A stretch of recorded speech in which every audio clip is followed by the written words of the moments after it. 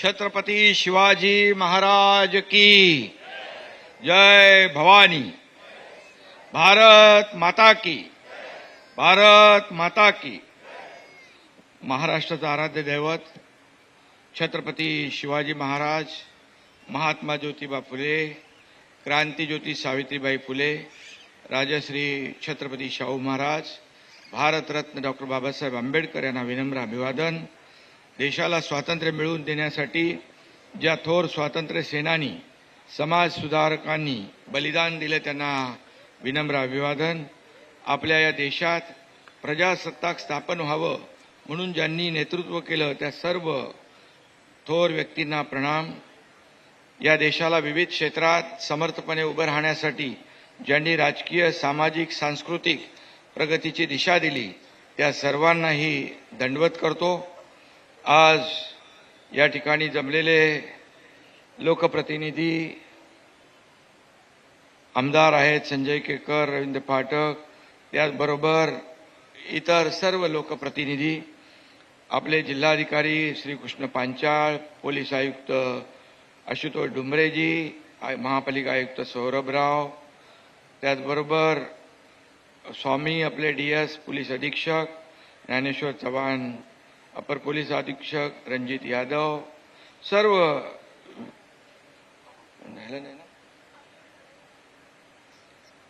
सर्व मान्यवर आणि विविध क्षेत्रातील उपस्थित सर्व नागरिक बंधू भगिनी आणि अधिकारी, कर्मचारी, तसेच पत्रकार बंधू भगिनी आणि तमाम जिल्हावासियांना प्रजासत्ताक दिनाच्या मी मनपूर्वक शुभेच्छा देतो।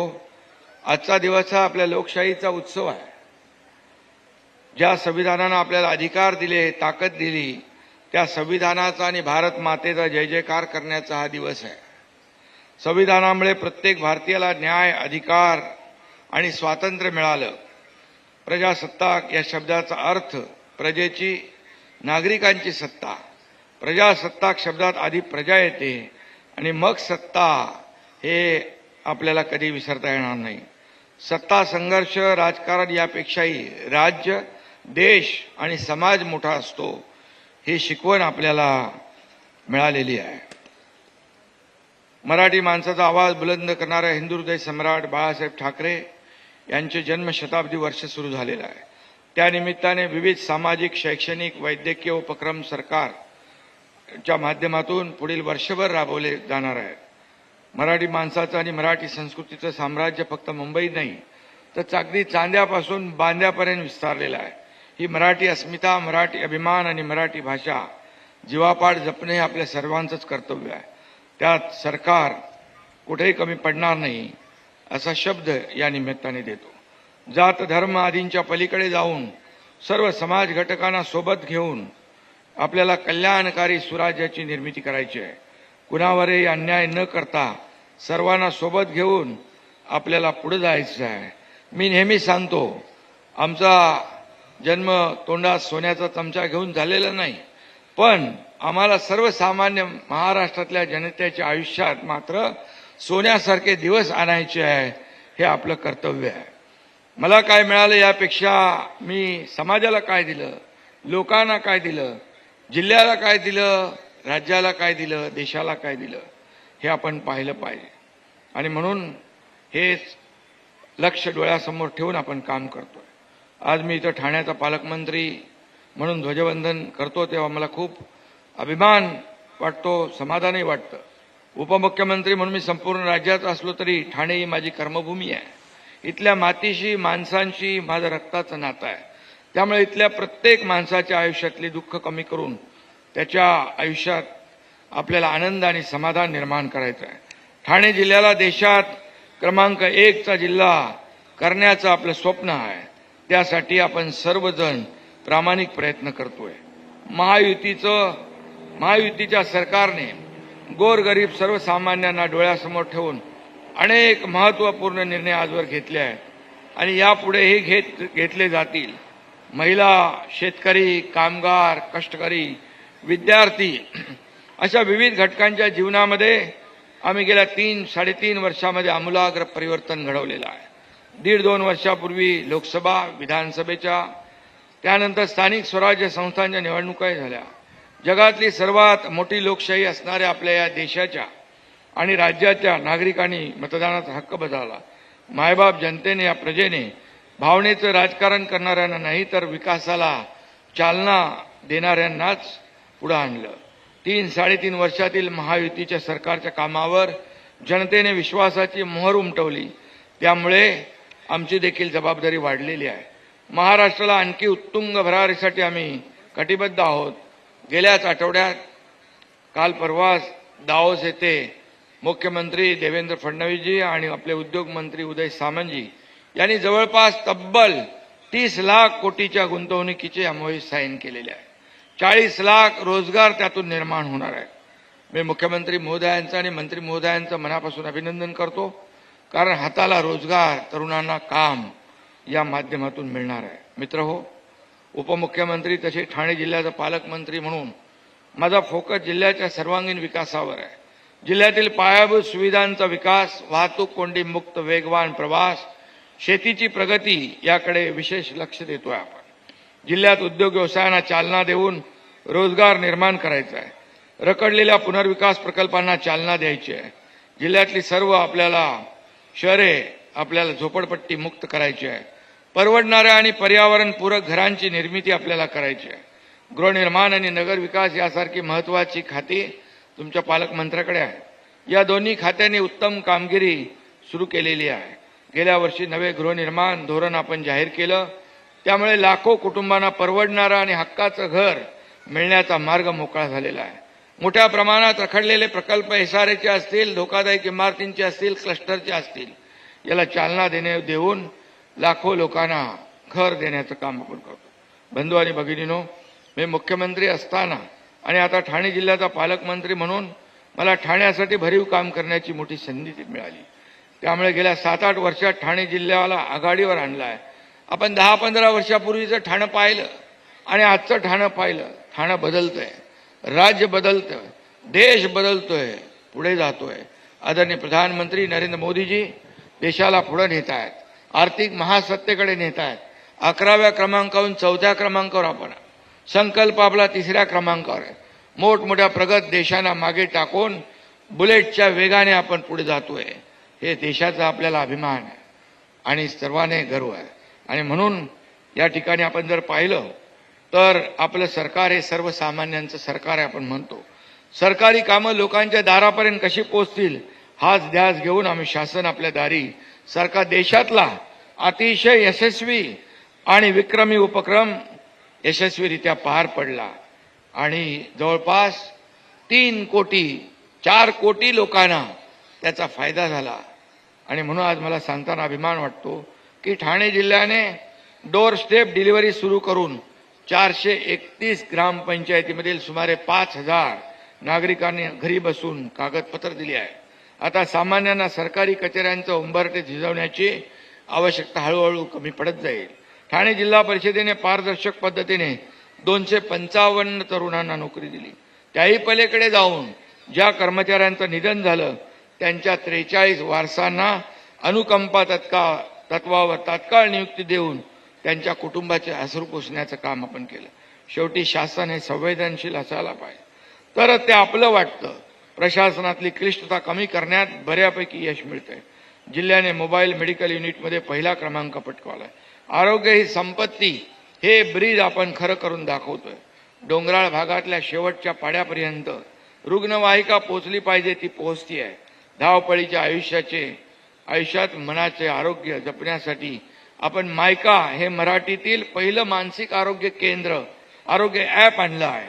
21 प्राथमिक आरोग्य केंद्र आणि 31 शाळा आम्ही स्मार्ट केल्या आहेत. कल्याणमधल्या 30 शाळांमध्ये आम्ही आर्टिफिशियल इंटेलिजन्सद्वारे चाचणी घेण्यास सुरुवात केली आहे. ही मुलं उद्याचं भविष्य आहे. लाडक्या बहिणींना आम्ही दरमहा ओवाळणी देतोय, ते आमचं कर्तव्यच आहे. अनेकांनी यातून स्वयंरोजगाराला हातभार लावलेला आहे. अनेक सक्सेस स्टोरीज पुढे येत आहेत. मी नेहमी सांगतो, आज पुन्हा एकदा सांगतो, लाडकी बहीण योजना कधीही बंद होणार नाही.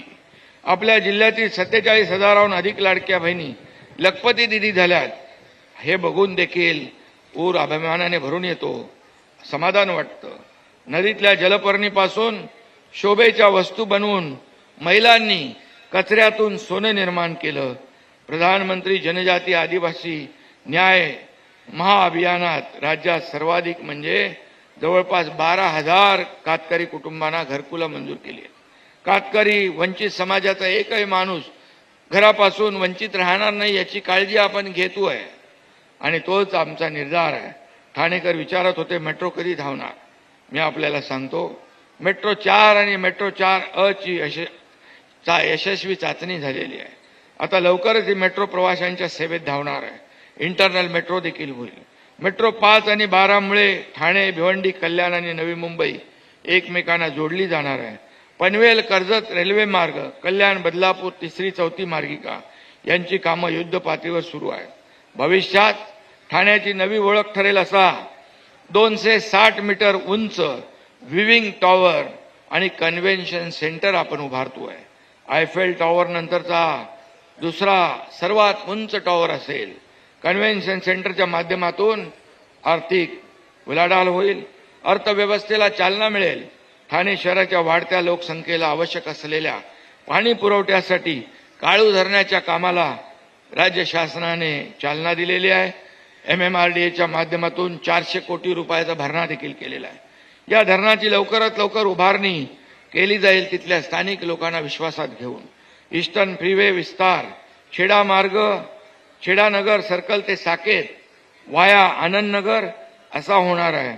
मुंबई ठाणे 30 मिनिटांमध्ये सिग्नल मुक्त प्रवास होईल. ठाणे कोस्टल रोड गायमुख ते साकेत, बाळकुम ते चेंदणी नवी मार्गिका तयार केली जात आहे. अवजड मालवाहू वाहने ठाणे शहरातून जाणार नाहीत, ठाणे शहराच्या बाहेरून जातील. ठाण्यातली वाहतूक कोंडी दूर होईल. ठाणे कोस्टल रोड मीरा भाईंदर मार्गे मुंबई कोस्टल रोडला जोडणार. ठाणे ते बोरिवली अंतर जे 1.5-2 तासाचं आहे ते अवघ्या 20 मिनिटात पूर्ण करणाऱ्या बोगद्याचं काम तो सुरू झालेला आहे. ठाणे बोरिवली बोगद्याचं. कोपरी ते पटणी असा पूल उभारण्याचं नियोजन आहे. पटणी ते नवी मुंबई एअरपोर्ट असा एलिव्हेटेड मार्ग उभारून ठाण्याला विमानतळाशी थेट जोडणार आहोत. विरार अलिबाग मल्टीमॉडल कॉरिडॉर JNPTतून राज्याच्या बाहेर जाणारी अवजड वाहने शहराबाहेरूनच जातील. ठाण्याला जागतिक स्तरावर बिझनेस हब बनवण्यासाठी आपण आमने ग्रोथ सेंटर प्रकल्पाला मंजुरी दिलेली आहे. त्यामुळे 176 गावांचं भाग्य बदलणार आहे. मोठ्या प्रमाणात रोजगारही निर्माण होईल. प्रदूषण कमी करण्यासाठी आपण 52 किलोमीटरची स्पॉट टॅक्सी देखील आपण आणतोय. मुंबईमध्ये BKC कुर्ल्यामध्ये आणि ठाण्यामध्ये देखील आपण त्याचा प्रयोग करतोय. आजचं ती लास्ट माईल कनेक्टिव्हिटीसाठी राहून चालणार नाही आणि एकामेकाच्या हातात हात घालून आपण काम केलं पाहिजे. AI टूलचा वापर करून गतिमान प्रशासन देणारा ठाणे हा आघाडीचा जिल्हा ठरतोय. प्रशासनातील ही गतीच सामान्य माणसाचा विकास साधणार आहे. मला सांगताना अभिमान वाटतो की ठाणे जिल्ह्याचं दरडोई उत्पन्न आज राज्याच्या सरासरीपेक्षा जास्त आहे. त्यात आपल्याला आणखी भर घालायची आहे. हे माझं सरकार आहे असं शहापूरचा शेतकरी असो, अंबरनाथचा कामगार असो किंवा ठाणे शहरातला मध्यमवर्गीय नागरिक असो, त्याला प्रत्येकाला वाटलं पाहिजे हे माझं सरकार आहे.